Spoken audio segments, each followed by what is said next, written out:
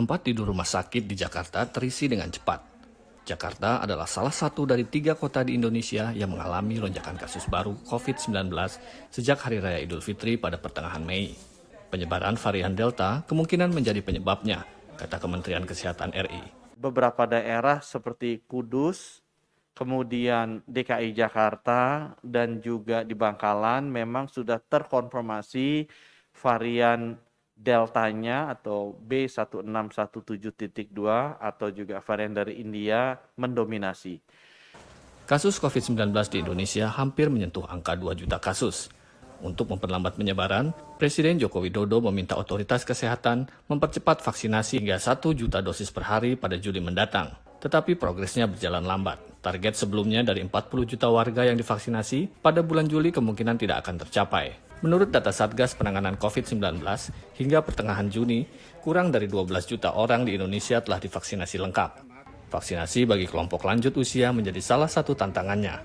Dari 21,5 juta lansia yang menjadi target vaksinasi, baru tercapai 3,8 juta atau 18%.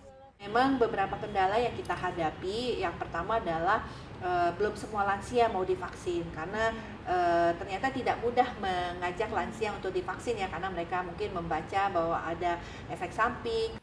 Pada bulan Juni, pemerintah memulai program vaksinasi kepada warga usia 18 tahun ke atas. Targetnya 7,5 juta orang di Jakarta divaksinasi pada akhir Agustus yang menurut pemerintah cukup untuk mencapai kekebalan kelompok di Jakarta. Untuk saat ini, pembatasan aktivitas publik secara nasional tetap berlaku, tetapi tidak ada rencana untuk pembatasan yang lebih ketat seperti lockdown, seperti yang dilakukan negara tetangga Malaysia. PPKM Mikro adalah kebijakan yang dibuat untuk dapat mengendalikan kasus COVID-19 di hulu atau akar masalah, yaitu komunitas secara lebih tepat sasaran. Tetapi apakah langkah-langkah ini cukup? Seperti dilansir Reuters, 2 penelitian terbaru di Indonesia mengungkapkan bahwa COVID-19 jauh lebih luas dari perkiraan resmi.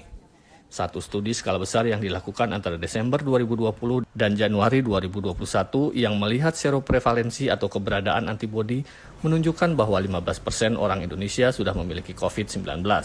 Bandingkan dengan angka yang dikeluarkan pemerintah pada Januari yang mencapai 0,4%. Kurangnya pengujian yang membuat kasus tidak terdeteksi mungkin menjadi penyebabnya, menurut seorang ahli epidemiologi. Jadi kalau testingnya rendah ya rendah hasilnya. Jadi itu tidak comparable, tidak bisa dipakai untuk membandingkan atau mengkontraskan, ya kan? Tapi itu juga bisa mengindikasikan bahwa testing kita memang belum mampu cukup banyak mengidentifikasi sebagian besar penularan. Pihak berwenang memperkirakan kasus akan memuncak pada akhir Juni.